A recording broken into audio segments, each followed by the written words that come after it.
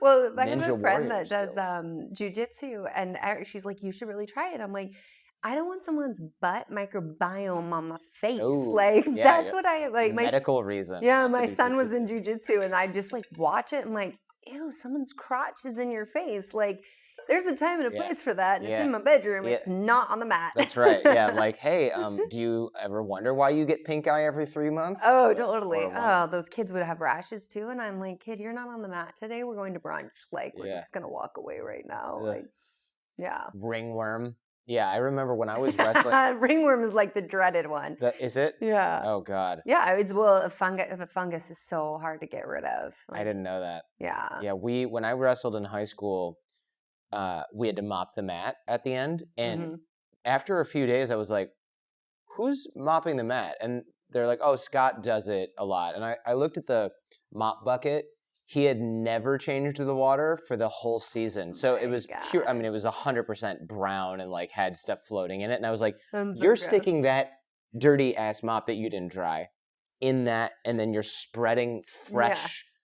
Stagnant water all over the whole. Like we I should bet just. your immune system was so tough Oh, though. it It must was be like because I rolling didn't get hard. shit, but a couple people did get ringworm, Yeah, and it no, was like ringworm is horrifying. it's so gross. Like you get impetigo is like a big one. What is it? And that's where you get impetigo, you get like a staph infection, and it'll be like this honey colored crust. So you actually ooze like what looks like honey, and then it crusts, and it Oh, looks really gross. It looks really bad, but it's so ooh, much easier to clear than ringworm. that's gross. When I was in Egypt, I don't know why, if this is why, but my brain thinks this is why. I stepped in a puddle of camel pee, and it's like, imagine the oldest, grossest, most disgusting pee, pretty boiling hot because it's in the sun in Egypt, and like a puddle of sand and mud. And I stepped in it with like sandals on, and yeah, and I had cuts and blisters on my feet, and I was like, Yeah. ooh. And then there's no water to wash you can't Yeah. just be like, hey, can you hose my foot down? They're like, what are you talking about? There's a Yeah. well a mile away. So I just had to kind of deal with it, and my foot was like wet, and my tevas were all wet.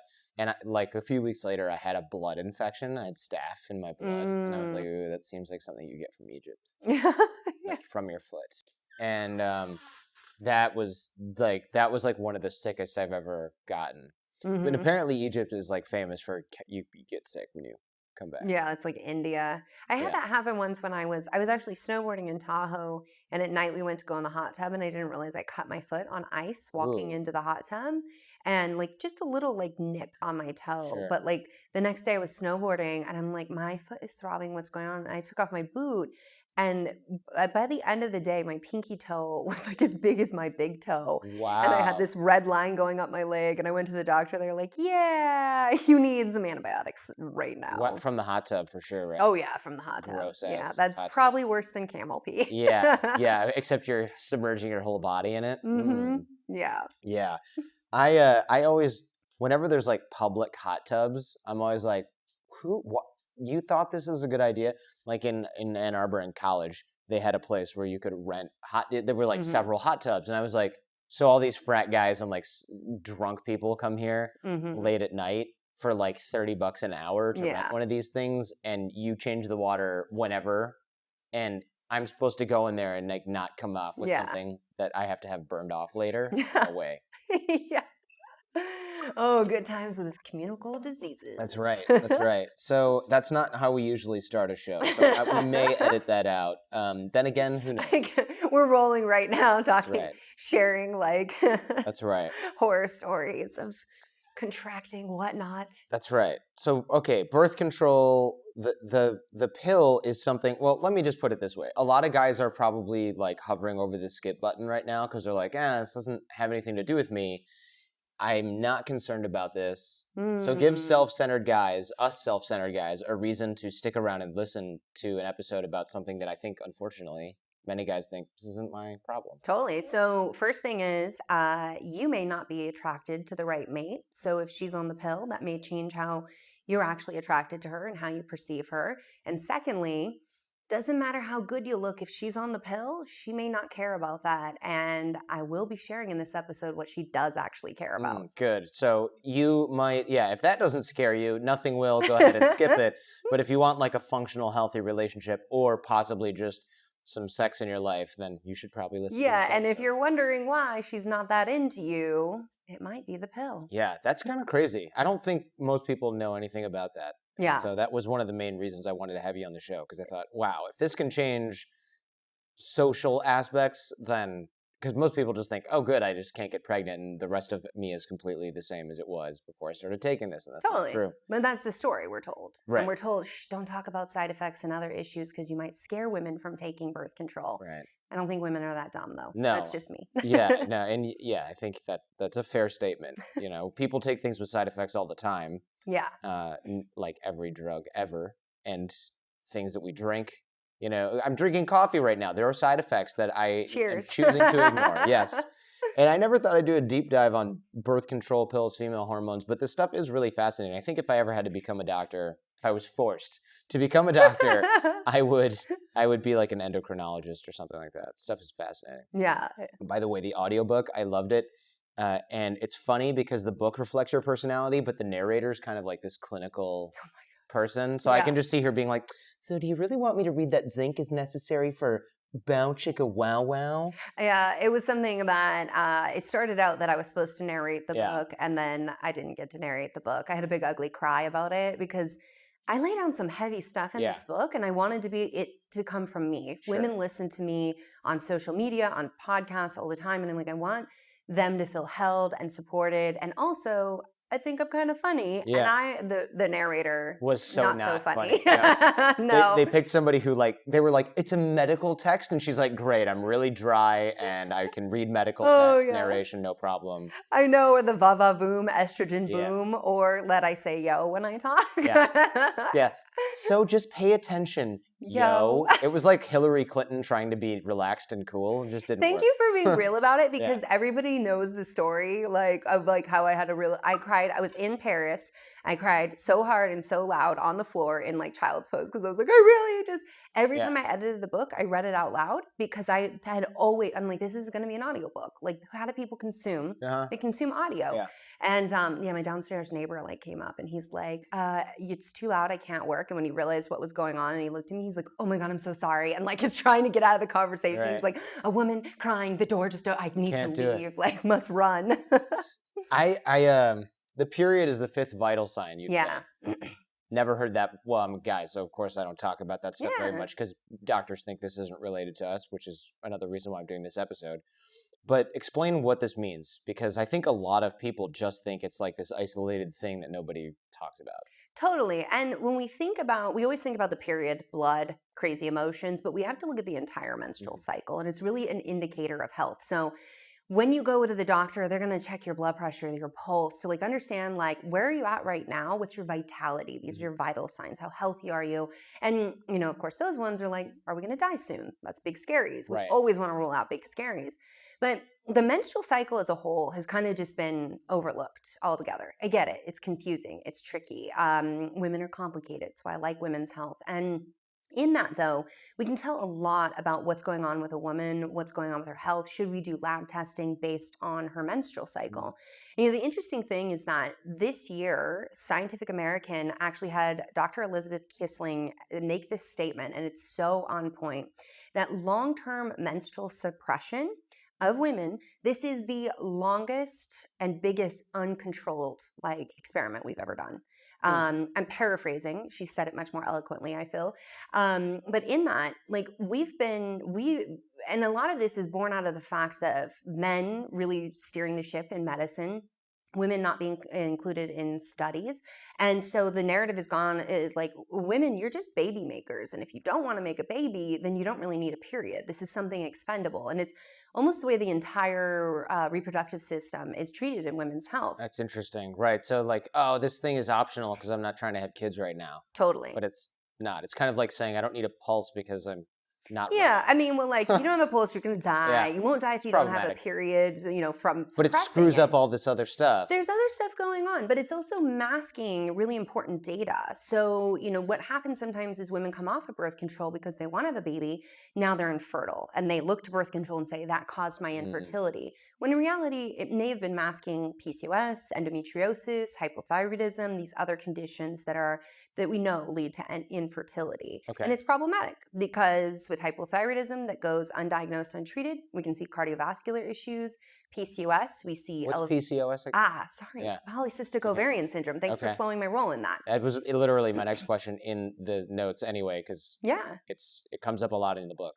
Totally. Yeah. Well, polycystic ovarian syndrome, this is a metabolic and inflammatory condition with hormonal side effects. So what that means is we've got insulin dysregulation, adrenal glands are misfiring, we've got inflammation going on, excess androgen, so too much male sex hormones, but women have testosterone as well.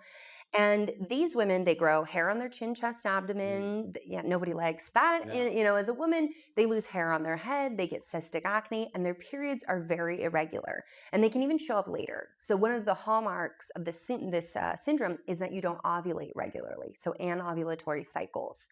And so if you don't ovulate regularly, then you're not going to have a regular period. And so the fix is to put a woman on the pill. Right. But you're not fixing the frickin' problem. You're just making it like you're not fixing the traffic issue. You're just making it like regulated in this weird artificial way. Totally. Yeah. And so you get a withdrawal bleed. This has been called a period, which is a mistake for a long time. If you stop the pill and you bleed, that's a withdrawal bleed from a medication. It's not an actual period. There was no ovulation that ever took place. And people don't really pay attention to this necessarily until they go, why can't I get pregnant? It's like, you probably have been infertile for 5 years or like however long you've been on the pill and you never fix the issue. Well, it's a very interesting thing that and I talk a lot about this, that you shouldn't have to go to medical school to understand your body. And yet it wasn't until I was in naturopathic medical school learning about infertility and how women get pregnant that I'm like, wait a minute, I'm only fertile 1 day out of the month. Like that's when I ovulate and that's what's going on. And that's the reality for most women, is that they don't actually learn how their body works until they want to have a baby, which is a big problem in society as a whole. Yeah, I actually didn't know that either. But if you didn't know that and you went to medical school for that, then that's a problem also. Like I just figured, I figured most women know more about being pregnant or getting pregnant than most men do. And I hope that's the case. But if you didn't know that until you went to medical school, that's probably something that society should talk more about. Well, fix.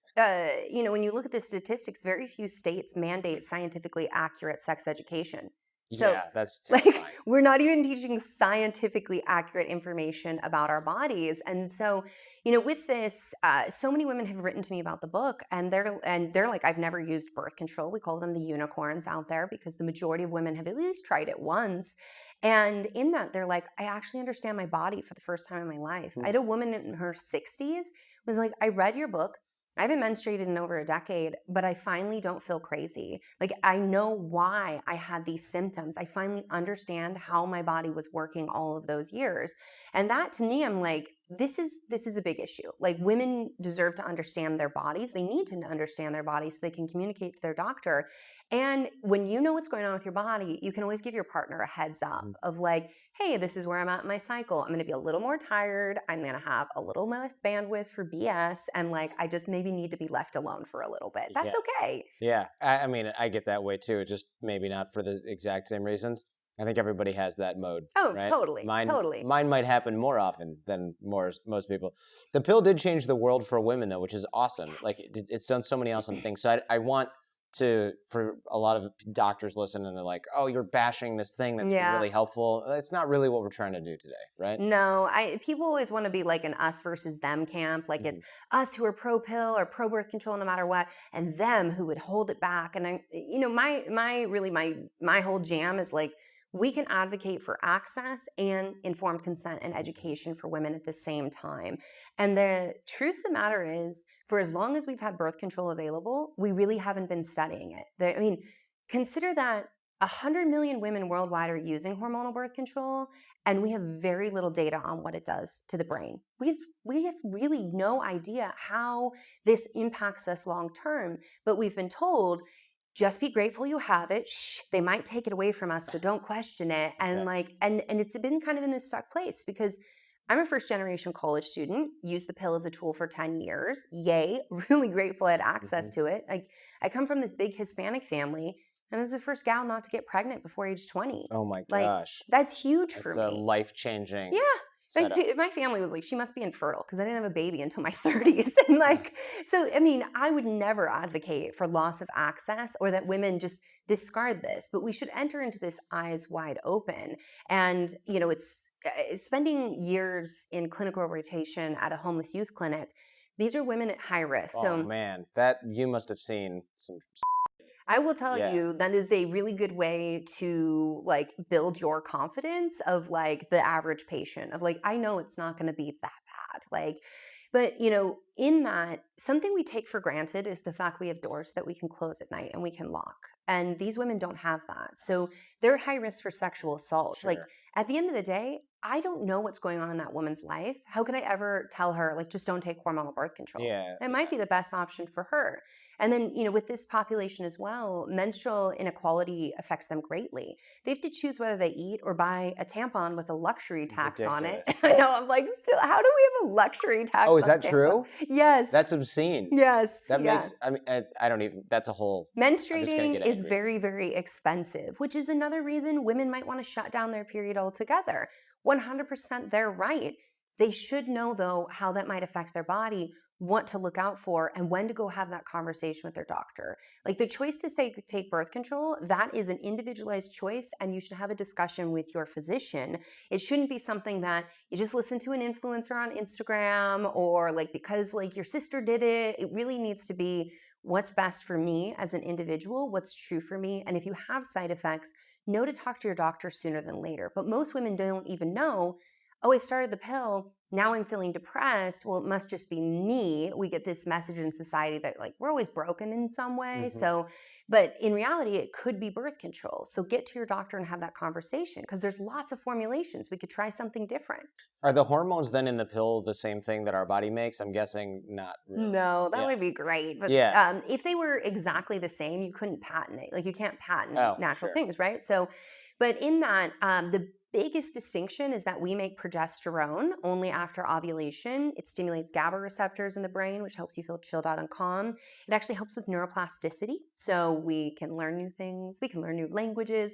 Progestin doesn't have those same benefits. And that's what's in the pill. That's what's in the pill. That's what's in the IUDs. That's what is in the depot shot. So this is synthetic progesterone. It acts nothing like natural progesterone, except for the fact that it can shut down the brain from talking to the ovaries, which is how birth control works I on didn't the brain. realize that. I didn't realize that for 10 years on the pill. Wow. So it just, wait, so it shuts down the connection between the ovaries and the brain? Yeah. So essentially what you do, if we're talking about the pill specifically, we take a large enough dose of hormones.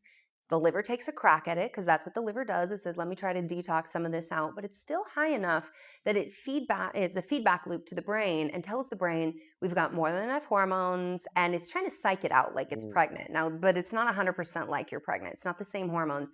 And it will stop the brain from triggering the ovaries to produce estrogen, progesterone, and triggering an egg release, which is beautiful. We don't want to ovulate if we're taking it.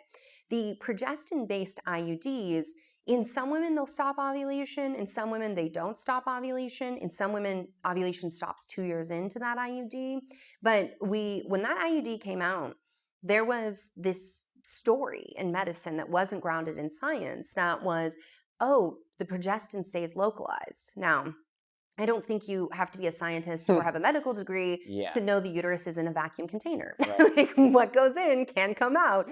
And so with that, it wasn't until years later that, yes, indeed, those progestins do affect the brain. In fact, when it comes to depression, we vilified estrogen. We love to vilify, the synthetic estrogen, if you look through medicine. But in reality, the big Danish study came out with over 1 million women. Thank you to the Danish researchers who do so well in collecting data. I feel like whenever we see a really good study that's not full of sponsored BS, it comes out of Scandinavia. Yeah, they must have rules against tampering with data. They're monitoring their Okay. people. I mean, we've got socialized medicine, Right. so they're monitoring. I mean, it's through their research that we started to understand how iodine can actually aggravate Hashimoto's thyroiditis, which can elevate the antibodies.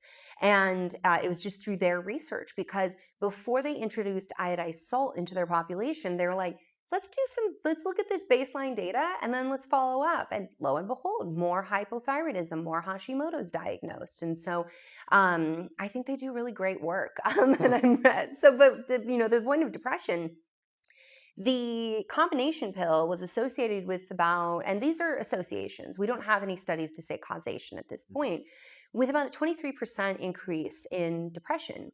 Now, we thought, okay, this is a problem with the combination pill.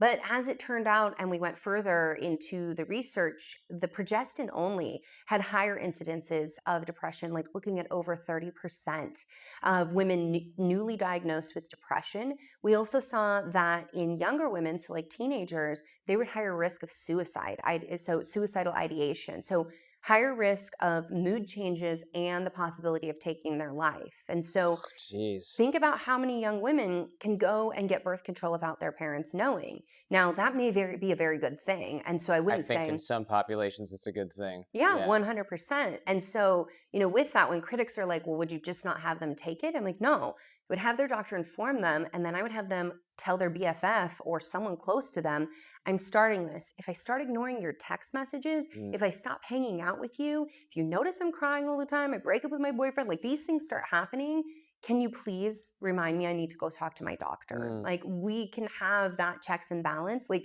we also, teenagers, their brains haven't totally formed yet. So like, we want to judge them a lot, but in a lot of ways they do have each other's backs. And this is one way that like girls can stick together to take care of one another. You also don't think, gee, my life is in shambles. Maybe it's this medicine that I'm taking for what I thought was completely unrelated reasons. Because what are we told? Birth control is affecting just the reproductive system. But every system in our body is affected by our natural hormones. Every system in our body is affected by synthetic hormones as well. And the brain is no exception.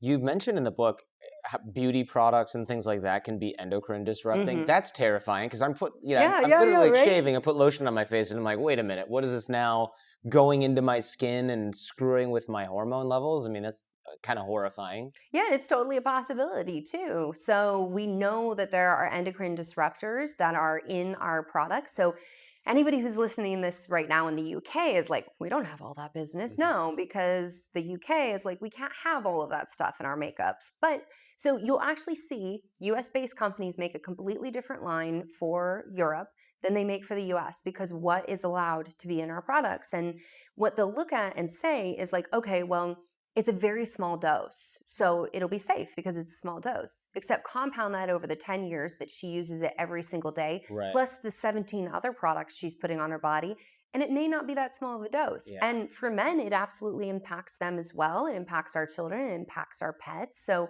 these are things that like, we don't need to freak out about it, but we do need to be more educated. And it's unfortunate that like, we're not protected and there's no regulations to protecting us. And so it all falls on the consumer to take that on, to educate themselves. And, in the book, I talk about like ways to start kind of detoxing your home and taking it one day at a time so you're not overwhelmed, so you're not freaking out. Throw out everything in every cupboard you have. And that gets expensive quick, especially when you talk about like personal care products. Like it's $60 a pop and then you're throwing them all out and you're like, great, so now I gotta go spend $3,000. Worst book ever, Dr. Brighten. This book sucks. It was $12 for the book, $3,000 to replace everything that you have to throw. Well, that's why the book's designed to like get in and get out. So chapter 1 is like a quiz. So like if you're estrogen dominant, you're like quiz, done. Go to the protocol, get that going. And I didn't take the quiz because I'm not on birth control and never. And you don't have a period. You'd be like, yeah, I don't know how. As far as you know, I've never ovulated. As far as I know, I've never ovulated. Let's talk about this attraction thing because like that's obviously super fascinating. You mentioned it affects attraction in faces. Yeah. What's going on here? How does this work? Oh my God. Like I could write a whole book on this alone. I think you should actually. I find this so fascinating and really why there isn't a ton of research around like neurological health and everything. As I was starting to put it in, I'm like, I just don't have enough yet to not freak people out without having like some conclusions to this story. You just can rip open all the Band-Aids and then be like, part 2 coming soon. Yeah, nobody likes part 2 coming 3 to 5 years from now because that's how books roll. So with that, there's been some really interesting research done. So there was one study where they brought women in and they gave them basically computer images of faces and said manipulate it to make it look more attractive. So they got men's faces and women's faces to play with. So on the screen, all these women not on birth control, they all are making the faces look more masculine. So just think Gaston from Beauty and the Beast, like that strong jaw. He like sings all about how he's so masculine. It's perfect though, perfect example. And so in that, they then put half the women on birth control and had them come back. And what they found is the women 3 months later on birth control started to make the faces more feminine. They all like the teapot or whatever instead. Like the teapot. Is there a teapot in that movie? Yeah. There's a teapot. You have a child, like in about 3-5 years, you're going to be in the know on Beauty and the Beast. Yeah, I'm like Gaston. Doesn't ring a bell. The teapot, however. Yeah, I have younger siblings that were obsessed with Disney, so that's where I get my Disney references. You don't have to excuse your Disney preps. I'm a fan. So they wanted more female. So more feminine looking. Yeah. So the feminization of men's faces. Now, they also look at, okay, so what do women select for when they're on birth control? They actually select men who have more feminine features than masculine features, which is really interesting. So why would we like select a man who looks more masculine? Well, it's very telling of their hormones. So like robust testosterone, strong man, defends the tribe, protects you from a predator, like goes out and gets the food. Now, modern society isn't set up quite that way anymore, but we're still primal animals, even though we like to think we're so evolved. So in that, women on the pill will actually select for men that look more feminine. But you know what they're really interested in? What they're really selecting for is intelligence and money. And the next study I'm going to tell you about is even more interesting. So they've done MRI scans of women's brains, and there are these reward centers that light up when a woman sees an attractive man, masculine-looking face. If you're on the pill, it doesn't actually light up. But you know what does light it up? Looking at money. Really? And yeah. Now, before we play, like, you know, this is where I hear like Kanye's Gold Digger. Right, yeah. I was just thinking of that, something along those lines. But so like, let's think about that though. Why would women be selecting for that? Well, in modern society, that is how we stay safe, right? So a man who's intelligent, a man who can provide for the family, like these do have advantages. The problem is that in these scenarios, these women are actually less satisfied in their relationships. In fact, if a woman on the pill is going to get divorced, it's like over 80% likely she'll be the one to initiate it. It's like 85%. A non-pill user is about 73%. Like, so there's less satisfaction in the relationship. And we know birth control crashes libido. I'm sure we're going to get to that. Sure. And you think like you're going to come off of it and I'll just come off of it and things will get better. Women who come off the pill actually report higher dissatisfaction in their sexual health and their sexual life. And maybe that's because they're afraid of getting pregnant. Or maybe it's because they've actually been mismatched all along so with their this preferences changed. Like they were on the pill and they married their boyfriend and then they come off it and they're like, what the hell did I see in this schmo? Well, yeah, and that's what we'll see. And I've seen this with patients as well. And I talk about a story in the book, but where a woman is on the pill, she selects a mate, and then she comes off the pill to have a baby, and she's like, I don't want a baby. With this guy, I don't want to be with this guy. Like, what am I doing? And vice versa. Women get into a relationship and then they start the pill and now they're like, I'm not interested anymore. And, you know, yes, we can be getting anxious and depressed and our libido can be declining, but it seems that there's something more going on in all of this. Sure. And these are the parts of the pill that like nobody's talking about. Right. It makes sense though that we're messing with mate selection because you hear about, well, chemistry literally and figuratively, right, is the thing between partners, but also like immune systems and genetic diversity and all this stuff that I vaguely remember from we should talk anthropology about and college. These things kind of changing too because you're messing with the hormone systems that, I don't know, smell pheromones or whatever? Totally. So pheromones play a really big role in this. And so for the women listening, and for men, I don't want to name drop any products, but just drop the colognes and the scents heavily because actually you being a little stinky from the gym will attract a really, like your right mate. Huh. I know these things that like we're told, like, right? Like males are told like you're stinky, you take a shower, you should cover that up. Like, I work in women's health, so I see a lot of the shaming in the media and things, but men get that as well. And it actually goes against like the biology of attracting a mate. So women need to smell you so they can smell those pheromones, but what they're smelling is the major histocompatibility complex, the MHC. And what that is, so we're going to get a little nerdy, but That's I'm going to fine. keep it simple. You just tell me if I need to break it down now. So the MHC complex basically takes proteins, puts them on the cell, and shows them to the immune system. The immune system then comes over and says, is this us? Is this not us? Non-self, we attack. Self, we let it be. This is how this plays a big role in autoimmunity, because in autoimmunity, immune system confusion attacks self. So with that, this MHC that we're smelling, we are attracted to a mate when we are off of birth control that is more genetically different from us. Now, what benefit is this? If you have a baby with this partner, they get a robust array of genes and they get a better immune system. And so there's more genetic diversity, and we get to like basically pick and choose the best of everything and make this small human. But if you're on the pill, you actually will select for mates more genetically identical to you. So it's like you're more attracted to your cousin than you are from someone outside your family. That is a damn nobody wants that. Nobody wants that. That's when everybody goes, ew, Ugh. did she just say that? Yeah. Now, why would we do that? We don't know. But what researchers think is because, their idea is that the pill is like pseudo-pregnancy. I don't really think that's a fair way to say that, but that you would be attracted to people who are more similar to you because that'd be family, who would protect you, keep you safe while you're pregnant. But this is a big problem. If we are on birth control, selecting for a mate who it's just based on how much money do they have and how smart do we think they are, and they're more genetically identical to us, and then we come off and we make a baby with that person, what long-term effect does that have? Now, I don't want anybody right now to be like, that was me and I had a baby. Did I do the worst thing in the world? Because your wife just had a baby, and I'm sure mom guilt is already starting to creep in because it's so real. I mean, this is why the human race and the species has existed, is because moms are so good at being like, let me just go through the day of everything that I've done wrong and try to do better tomorrow and think about everyone else first. And then let me just get really guilty about those things. Don't get guilty about what you didn't know. And everything that I share here, everybody take a breath, understand that it's not like a make or break kind of situation. But it is the information that's being glossed over and ignored. And as we enter into an age where autoimmunity, asthma, eczema, all of these issues are on the rise, it's something where we have to question, what role did this play? It is not that birth control caused these things. It's not what I'm saying. But it could be one variable in a whole host of variables that are contributing to what we're seeing today.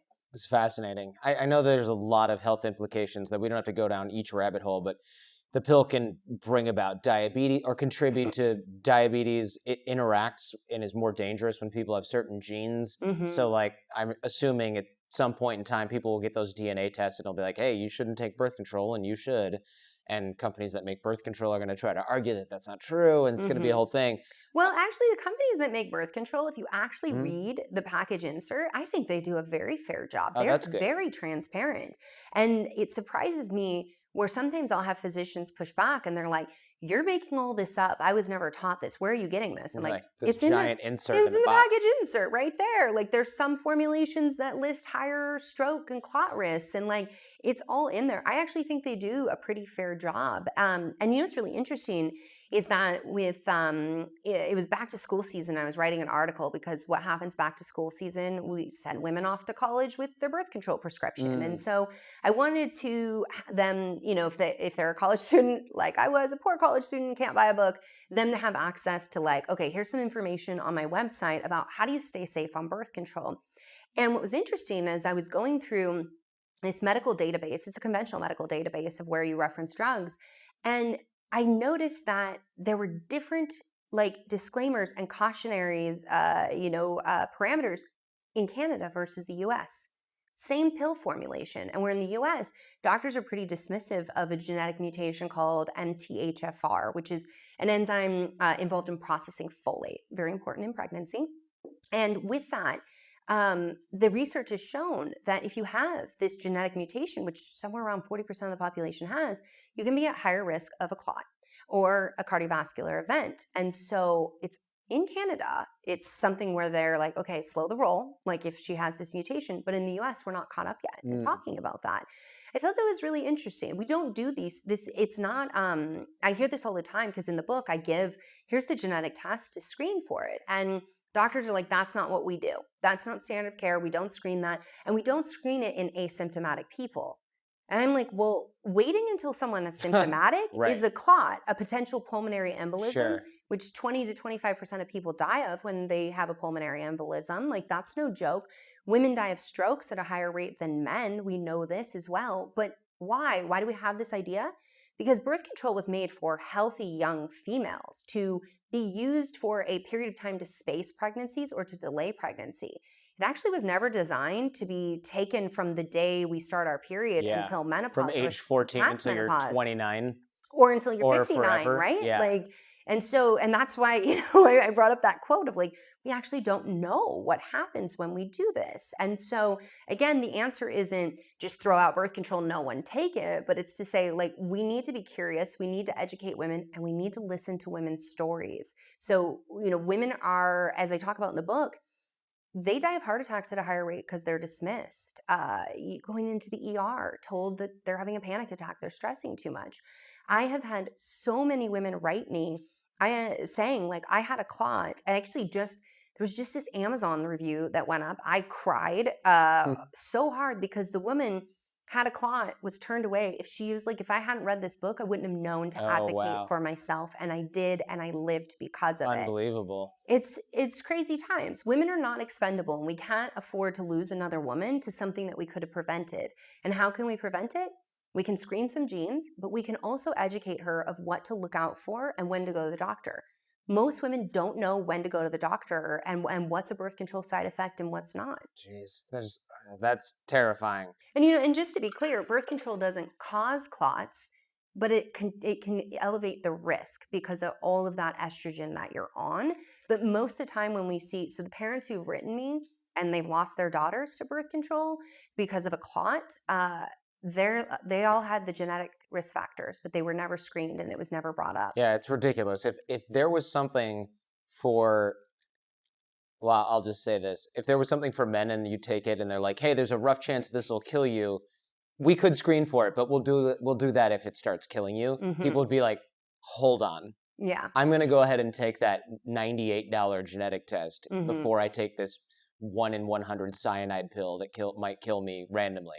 Yeah, and what you just hit on is the medical gender bias that exists of like, why don't we have a male birth control yet? Well, part of that, let's be really fair. People, some women have written me, they're very angry at the fact of like how I talk about it in the book. And they're like, why aren't you advocating and pushing for that? And I'm like, well, one, I understand it's a business and it's a business decision. If men aren't going to buy it and take it, you can't like dump millions in developing this drug. There's no ROI there. So if we can just stand back and recognize that at the end of the day, the pharmaceutical company is a business, you can understand why they make the decisions they do.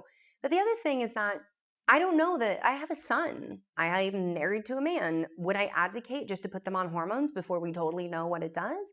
Not necessarily. I think we should have them available. We should have these options, but I don't get into the camp. You're going to notice I'm very gray. People are confused by me because they're like, why isn't it black and white? And I'm like, because it depends. And it really just, that's where we're at. So it depends. Like, would this be the best thing for them? Birth control pills in the water supply, that freaked me out, man. I have reverse osmosis at home. I hope that gets that stuff out of there. But what? There's these. So let me take people through this. Someone takes the pill, goes to the bathroom, as we all do, and then that just somehow ends up in the drinking water because there's so much of it. How does this happen? Yeah, well, it's the same as antidepressants showing up in the drinking water. So I just never heard of that. Yeah, we take these medications and then they go into the water supply. Our urine is one of our emunctories, one of the ways we excrete and we detox, and that's one of the pathways estrogen goes through. And so with that, it was really interesting. It was actually way before I was contemplating medical school that I was at Cal Poly SLO getting my degree and learning about how fish and amphibians, like their sex was changing because of how they were being exposed to hormones in the environment through the water, through what women were taking and what went into the water supply. I know, right? I'm And freaking out, and I'm also thinking about that crackpot Alex Jones who yells, "They're turning the frogs gay." That's probably what he read some article about that and Yeah. Please, freaked nobody out. misinterpret my message, because I have had people say, like, so what you're saying is that why people are gay is because of this. I'm like, that is not what No, I'm he's saying, and ridiculous. like, we're not going to do that. Like, we're just not going to go there. But I mean, to have a glass of water, which I have had from many faucets, especially when I lived at home in Michigan, Yeah. and to know that I'm not possibly, but almost certainly drinking hormones excreted by someone Totally. else is really gross. But I mean, there's also the antidepressants, the Yeah. antibiotics. I mean, just in the UK, they put out a study showing how much antibiotics was actually in the water supply. So, it's as much as you're like, ew, someone excreted this, there's a whole lot that's It's not in even the just water that people excreted. Look, I think we're better off drinking clean urine than dirty water, right? From the sound of it.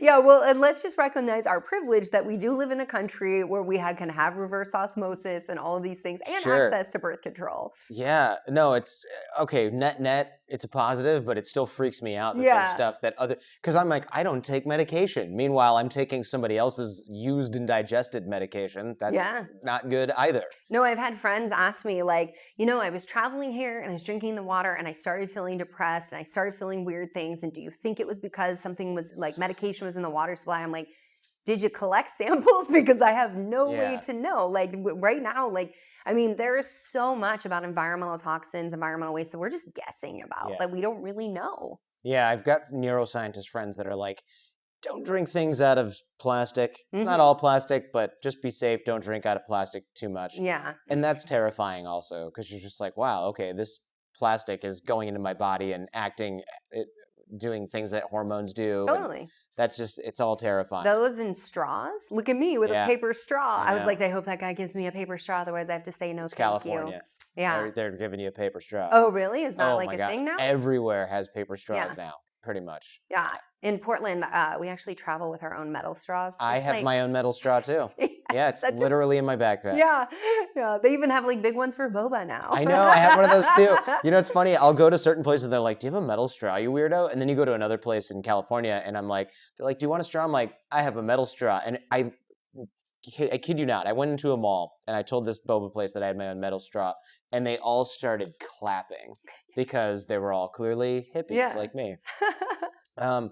Epigenetics and gene response, that is something fascinating. Epigenetics, explain what this is, because basically, long story short, all the dumb shit I did as a teenager is now affecting my offspring for generations. Like, sorry, y'all, I've made some terrible decisions. Not so much. Like, so epigenetics is more of how your environment turns on and off genes. So, we did the whole Human Genome Project, and we were like, we are going to crack the code of humanity. And then we're like, wah, wah. It wasn't what we thought it was. So in reality, I mean, this, I think, is the most amazing discovery. And at the same time, the thing that anytime someone's like, diet and lifestyle does nothing. And it's like, but how could it not? Like, so, it's the choices you make every day, not just like what you put on the end of your fork, but also how you talk to yourself, how you move your body, how you sleep, your relationships. And all of these things can impact our genes, turn them on and off. They can impact our hormones as well. Like, you have a new baby, you get your cuddle on for like 20 seconds and your oxytocin's like, yes. And that like helps against excess cortisol, which you're an entrepreneur. So your cortisol is like, let's go. And you're like, give me more. And then oxytocin comes in and is like, let's not age too fast. Oh man, I took a gut panel and the functional medicine doctor was like, you have really low cortisol. And I was like, yeah. And he's like, because you're burning it out at about 11 a.m. each day. And I was like, that's not good. Yeah.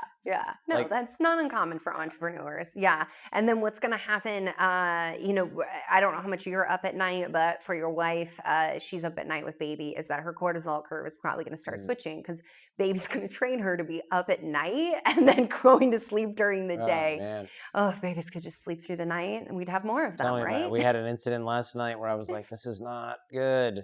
He was good all day. Come on, man. I'm glad to hear that, though, because I got up at 4 o'clock this morning to be here. And so we're like, that's You're like welcome. same. Yeah. Yeah, but with the epigenetics of the pill, what's interesting about that is that when you're on birth control, it actually changes the genetic expression of sex hormone binding globulin within your liver. So, sex hormone binding globulin, it's a protein that grabs onto sex hormones. Now, this is where people come in and say, this is your body betraying you. No, this is your body protecting you. In fact, there's your body. What incentive does your body have to betray Right. you? Yeah. No. No. So with you're taking these big doses of hormones to shut down the brain from talking to ovaries, and that's dangerous if it was just touching every cell, tapping down, stimulating them So all. your body's like, get rid of this. It's causing a problem. Bind it up. We've got too much of it. But the problem is that the pill is downregulating testosterone production in women by about 50%, and then grabbing on to any testosterone that's around. So bye-bye libido. That's how the pill really works. Oh, right. Is you don't want to have sex, and you're attracted to the wrong guy. But with that, it downregulates libido, but also testosterone's involved in muscle mass. So we'll see, I've worked with athletes, patients who come in and they're like, started birth control. Everyone says I'm crazy, but I swear I can't lift as much weight. I can't sprint as hard. Like, what's going on? Yeah, you're fatiguing faster because you don't have your testosterone stimulating your muscle mass. And there might be some insulin resistance going on. Like, we need to investigate that. But in addition, I call testosterone the wake up, kick ass, repeat hormone, because when you get up in the morning and you have testosterone, you're going to have energy throughout the day. You're also it gives you that edge, and not that edge of like where society likes to be like, you're a bitch. That edge of like, this is my boundary. This is what I want in life. This is what I don't want. And like, I'm gonna run this, whatever it is, like I'm the CEO. And it's also important in bone mass as well. When women don't have enough testosterone, it's not just libido, their mood tanks. This is when you're like, I have no energy all day and I cry all the time for like no reason. It's not cyclical. That can be a low testosterone issue. And when we talk about muscle mass, it's also the muscle mass of the pelvic floor. So urinary incontinence, and then that's where like orgasms get weaker. Some women, orgasms get painful on the pill. Oh, that's Or horrible. they lose orgasms altogether. They have vaginal dryness. I've spoken with physical therapists that I refer patients to, and they're like, your patient is like 20 something and her vagina is like 50 something. Oh, gosh. It looks like a postmenopausal woman because Wow. of the muscles and the atrophy of the tissue. It doesn't happen in all women, Yeah. but it happens in some, and we need to know about it, because this is the other thing, is like, it's not polite to talk about your period, your body, your lady Right. parts. And it's also embarrassing when you're like, is this normal? I don't know if this is normal. Who do I talk to about this? And your doctor may not always be helpful in this conversation, but to be able to have these conversations, like, we need to start normalizing these things. If half the population is having a period, like, or, is menstruating or has menstruated in their life, like, why are we not having these conversations? I mean, it's like 2015, Newsweek is like, 2015 is the year of the period. The period's gone public. I'm like, 2015? Yes. 2015? Like, this is 20,000 insane. years later. And for Yeah. people who are like, no, we have equality, and we're like, we've got it all as women. Let me ask you this: like, you could pay for parking from an app on your phone, right? And like, if you want to go to a vending machine and get food, you can use a credit card. But if you go into a public bathroom to get a tampon, you better have a quarter. Like, what is Yeah, that? it is We're very not strange. innovating. It seems like a kind of a human right thing. Like, if you don't have one and you don't have a quarter, Yeah. I want you to have that. I think everyone around you wants you to have that. The place that you're in wants you to have that. But Yeah. it just seems like a kind of thing that you could supply. Well, and you Yeah. go into bathrooms and there will be women standing there sometimes being like, do you have a quarter? Do you have a quarter? My husband is always like, why? You're not on your period. Why are you carrying tampons in your purse, your bag? And I'm like, Right. because you never know who's going to need one. And I swear to God, it happens all the time where I am like at an event and someone like sees me and is like, do you have a tampon? I'm like, I happen to have one. Here you go. Like, That's so. Guys never think about this stuff. Yeah. Obviously, I mean, for obvious reasons. But think about that. Nobody's ever asked. How much energy are women expending on thinking about their periods, on planning for their periods, monetarily purchasing everything they need for their period? How much energy are we putting into troubleshooting our hormones? How distracted are we by all of these things? And don't misunderstand me, anyone listening, that I'm saying this makes women the lesser. I'm saying that society needs to step up and do better, because imagine if every woman freed up that bandwidth to contribute to society. Like, wow, the world we'd be living in. Yeah, no kidding. I look at some of these things from the book, and it I is love how you're just scribbling too. yeah. So I have all of my notes from the book, and then as we cover things, I cross them out. You're like, she went there. Yeah, It yeah, pretty much. happened. Yep. Or I'm like, kind of covered that, or that's less interesting now that I look at it in the context of the conversation. But the next thing that I saw here and I am skipping around a little bit because this It's all stuff is good. so interesting.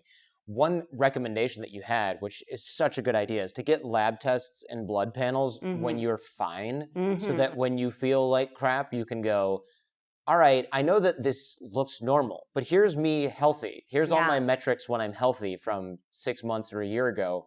My metrics now, you say, are in the normal range, but they're not normal for me because I have a baseline. Most people don't get tests until they get sick. Totally. And we have to, I mean, that comes down to the bio-individuality. And look at how the way we set reference ranges for labs is scientifically flawed. Because what we're doing is we are testing whoever's coming in and then taking the average and looking at that and saying, okay, here's the reference range of what's normal. But who's getting lab testing? Like you just said, sick people and also elderly people. Yeah. And so with that, I mean, thyroid is a perfect example. If we're looking at the elderly population, their thyroid should be declining. But you can't take that and compare it to like a 20-something and say, oh, well, you're within the normal range. And even so, I had a practice in California and a practice in Oregon, and the labs there would have different reference ranges because of the population. So like vitamin D, much lower in Oregon than it is in California in the reference range. Because of sun. No sun up there. Wow. Yeah, that's why I live there. So that's why I don't live there. Yeah, I know. Everyone in California is like, how do you live there? I'm like, I'm actually Cali born and bred. And I was like, I need to get out of the sun. Like I need to go somewhere I'm gray. from Michigan, so I've had enough non-sun for my life. Totally. So, in that, I think it's really important that we do start getting these baselines. This is preventative medicine. This is where we need a paradigm shift. And certainly with birth control, when I counsel, people are always surprised when I talk about all this. And then they're like, wait, you actually have patients that go on birth control? Yeah, because it's not my job to make the decision for them. It's my job to support them and educate them. So if a woman says to me, I'm going to go on any birth control, I'm like, okay, can you track your cycle for at least a month, if not 3 months?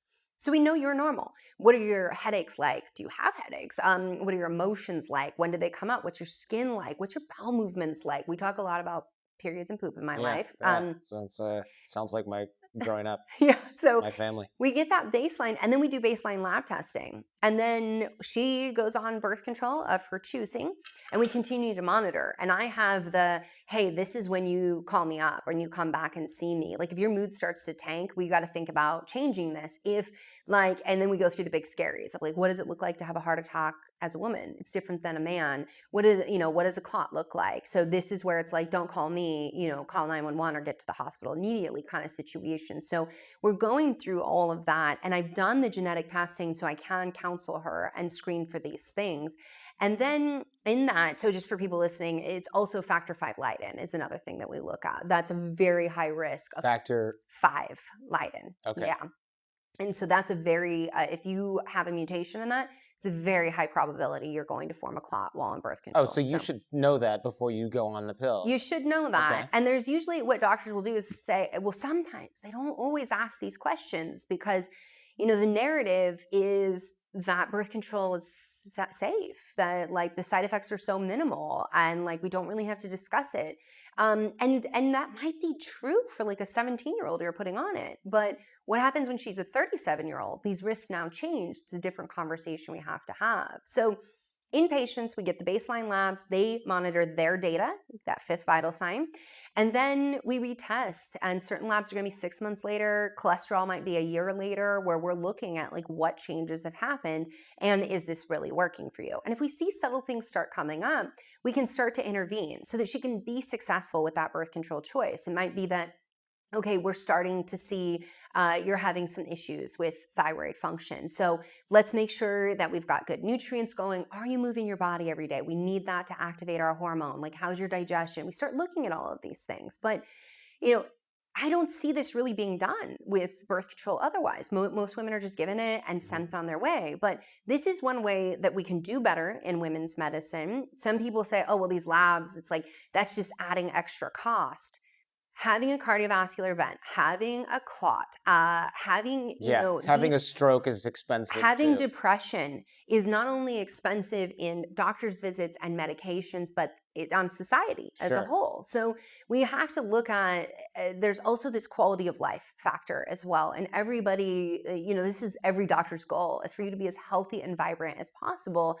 And birth control may not work for you in achieving that goal, and it might.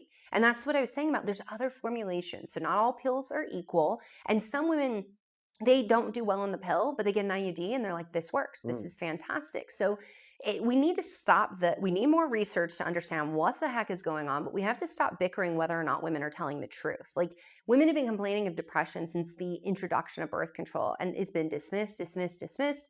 Big 2016 study comes out. We're like, whoa, this is a lot of really quality data. And then we saw news outlets coming out dismissing it. No, it's just an association. And so many women. Causation is not the same as correlation. True, but how many women finally felt validated by science and then had that just like the rug pulled out from under them? And so we need to believe women's stories, and we don't have to have a study to prove that what she's saying about her experience is true. But we do need to advocate for the studies, and we need to start asking the question of why her and not her. Like, how do we get better on that individualized counseling? Like, how can I, as a doctor, be more predictive in what might happen when I prescribe the pill? What are there evolutionary or medical, well, I guess evolutionary reasons for things like PMS or irregular periods or something like that, or is that just a disorder, so-called disorder? Well, it's something that I really like to see women's medicine like move away from like calling us dysfunctional and Yeah. stuff, because usually what it is a physiological adaptation to what's essentially like an evolutionary mismatch. Yeah. Like, again, animal, you haven't evolved to catch up to like carrying a computer in your hand all day and just looking at that. Those lights disrupt our melatonin in our brain, disrupt our cortisol, and have an effect on our sleep, and all of that has an effect on our hormones. So when we see symptoms of PMS, so that's usually coming up in the luteal phase, so just before your period, after ovulation. So, and it's usually can be 3 days, 5 days, 7 days. If it's more than 7 days, it might be something more significant, like PMDD going on. So, which is a highly controversial one, because there are people who are like, that's just a diagnosis because they got a drug for it. And other people are like, no, this is legitimate. And I'm like, at the end of the day, I just want to know that like we have done our due diligence in working you up, and I want you to feel better. And I'm not going to argue what is going on here. Sure. So, with PMS, we often see estrogen dominance going on. So excess levels of estrogen, and either that's relative to having low progesterone, or just frank. We have endocrine disruptors coming in. We're not moving our bowels or drinking enough water, so we don't eliminate the estrogen. There's something going on with our liver. Maybe we're not getting enough B vitamins and nutrients to support our liver in packaging up the estrogen correctly. So for the super nerds, you can go to the Birth Control Detox 101 chapter of the book, which is, I think, those things like when you write a book and you're like, I'm in it. People understand this. And then it comes out and you're like, I would have done that differently, because people have taken it. And now, there are supplement companies running with it and saying, you can't detox birth control out of your body, these hormones, unless you do a supplement protocol. And I'm like, that's not what that chapter said. That chapter was about how you naturally detox your hormones and how you naturally detox these synthetic ones, and how to support your body in doing that. So because the pill depletes vitamins and things like that already, right? So many. Not according to my work, according to tons science. Of studies. Yeah, I just mean I read that in your book. I didn't already know that. Yeah. So according to the book, I have learned that it does deplete vitamins. It causes all kinds of stuff. I just don't want to scare people away from it, because there are plenty of good things about it. Although I will say one thing that was really interesting was that you're less able to pick up on subtle social cues, potentially. What is going on there? My God, so good. Let me just say though, bad. If you have PMS, there's some reason why. Investigate that, just to not leave people hanging there. drbrighten.com's got you covered. You can go check it out or grab you on the pill. But to talk about the subtle social cues, this This study just came out and it is very interesting. So it's not just it's not the interpretation of like, are you happy or are you mad? It's like, are you proud? Like these more complex emotional expressions on our face. Now, we know from other research studies that humans are not just verbal communicators. Like this is why on social media it's so easy to misunderstand a comment Yeah, because you get a text and you're like, screw you. And they're like, no, it was a right? compliment. Oh, got Yeah, it. yeah, because you're not there, you're not reading these social cues. So, in this, it was about 10% deficit. And the researchers are like, it's really mild. And by the way, if it was something substantial, we would have noticed it by now in women, which I laughed and I said to my Right. husband, right, like how you guys notice our haircuts. Like you Right. don't even notice if we chop off our Right. hair, but you notice that I don't have empathy. Sure. And then 10 minutes later, he goes, did you say something? Yeah, I was right. reading. Yeah. So, with that, not picking up on these subtle social cues, we may be less empathetic. We may be more aggressive in how we engage because we're not understanding the messages. And this doesn't just impact like our romantic relationships, but researchers are calling into question, how does this affect how we mother? How we are a boss, how we are a coworker, like how we are a mom in a mom's group or a teacher, like these other ways that we interact in society. But in addition to that, there's this part of being a woman that men never really have to think about, and that's that like every day that we leave our house there is a potential threat of violence against us, and it's something that we run in the background of our minds. And what is interesting about being on birth control is that we've also seen the way it affects the brain. We're more likely to engage in risky behavior, that we are more likely to put ourselves in more dangerous situations because we're not picking up the danger signals in the same way. Oh, that's super scary. And it messes with our HPA axis, so hypothalamic pituitary adrenal axis, so that we can be in a constant state of like, it looks like we're under chronic stress, but we're not getting the appropriate fight or flight cues and not tuning into that. So these subtle social cues, it's like when a woman's like, I don't know what made me decide not to like walk down that street when I saw that guy. But then, I found out the next day a woman was like assaulted on that street. Like things like that, where women can't articulate why they made the decision. And we get these logical male counterparts. Women are very logical as well. But, the logical male counterparts who are like, well, no, like, that's because you thought X, Y, and Z. There is something very primal going on in terms of what we're picking up and how we're scanning our environment. And it makes sense from an evolutionary perspective because our role wasn't to go out and hunt and kill the meat and bring it back. Our role was to survey, how is everybody doing in the tribe? How do we make harmony? How do we keep everyone moving together? What's going on with the food supply right now? How do I like monitor this? What's going on with it? Like we were multitasking all these things. That's why the female brain is different than the male brain.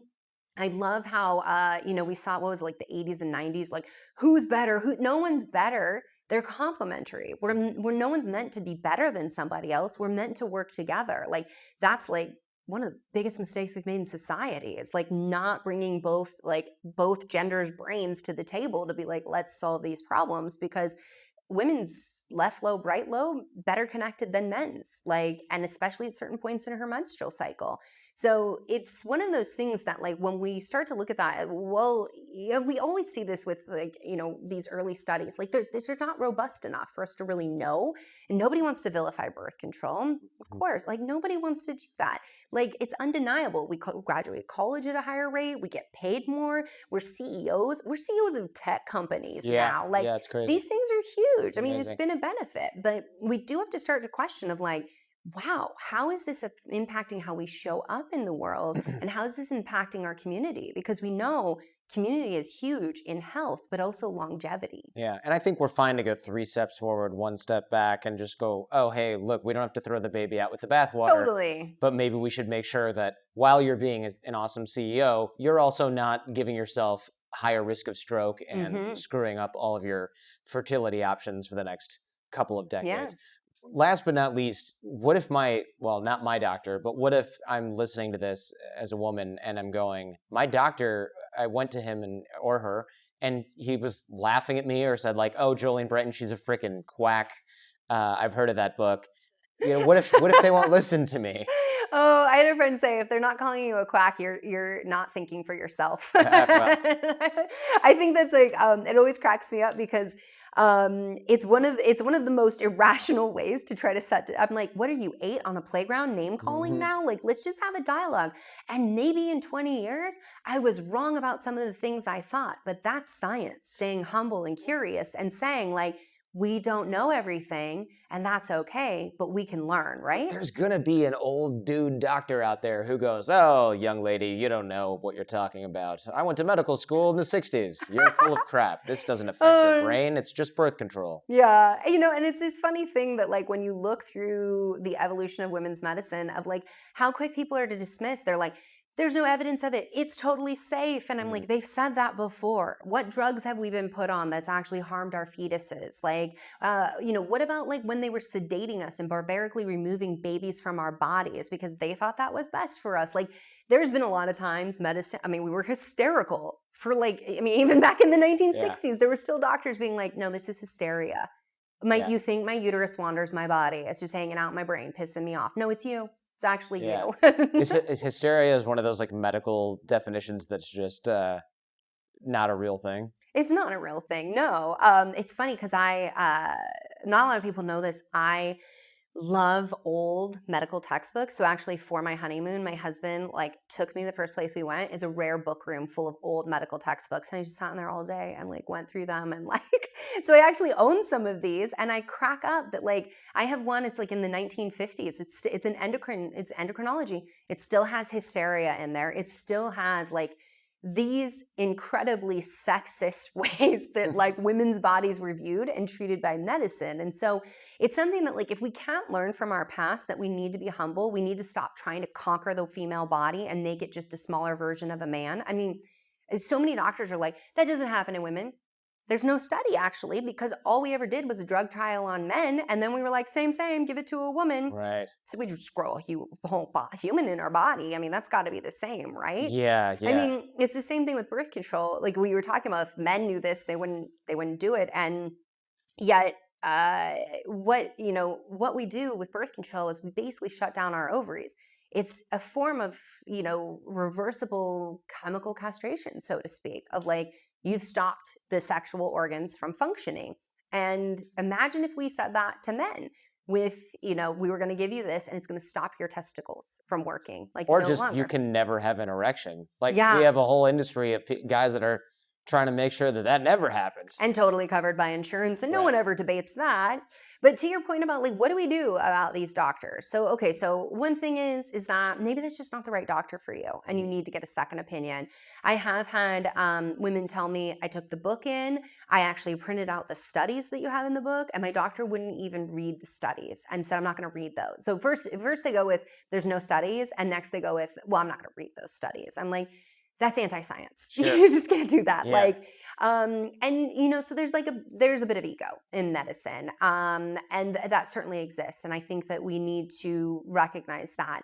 And it's why so many women feel frustrated. I'm really careful, there are people out there that are like, MDs are our enemy. I'm like, they serve a very important role in society. No. And some of my best friends are medical doctors. I'm like, and they're like, I wasn't taught all this stuff, nutrition, that. I'm like, yeah, but you were taught to save lives. And that's really, really important. So like, let's again, just like male brain, female brain, no one's better. Everyone has a place. Same in medicine. So it may be that you need a different OB-GYN. It may be that you need to go to a different kind of doctor. So if you're looking for root cause medicine, I like to use the analogy of like, if you go to the sandwich shop and you ask for ice cream, you're going to get pissed. They're going to get pissed. If you go to the what shop? Sandwich shop. Oh, let's just talk about food. Yeah. My analogies are like always about food. But let's go to the sandwich shop and ask for ice cream, right? Well, they don't serve ice cream. So now you're mad at them for not serving my ice cream and they're mad at you for asking for it. What you needed to do was go to the ice cream shop so you could get what you want.